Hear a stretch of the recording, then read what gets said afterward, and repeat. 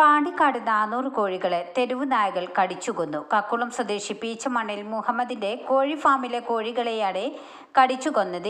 ഇന്ന് പുലർച്ചെ 3 മണിയോടെയാണ് സംഭവം. കട്ടിയുള്ള കമ്പിവല കടിച്ചു പൊളിച്ച് ഫാമിനകത്ത് കയറിയ 5ഓളം നായകളാണ് കോഴികളെ കൊന്നൊടുക്കിയത്. പൂർണ്ണ വളർച്ചയെത്തിയ 3500 കോഴികളായിരുന്നു ഫാമിലുണ്ടായിരുന്നത്.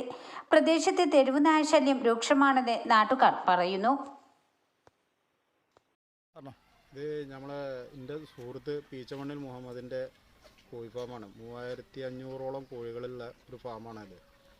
ഇവിടെ ഇന്നലെ പുലർച്ചെ ഒരു 3 മണിക്ക് ഒരു 5ഓളം നായ്ക്കൾ കയറിയാണ്ട് ഗ്രില്ല്, ഇത്ര ശക്തമായിട്ടുള്ളൊരു ഗ്രില്ല് കടിച്ചു പൊളിച്ച് അതിൻ്റെ ഉള്ളിൽ കയറി 400ഓളം കോഴികളെ തെരുനായ്ക്കൾ കടിച്ച് കൊല്ലുക എന്നൊരു സ്ഥിതി ഉണ്ടായി.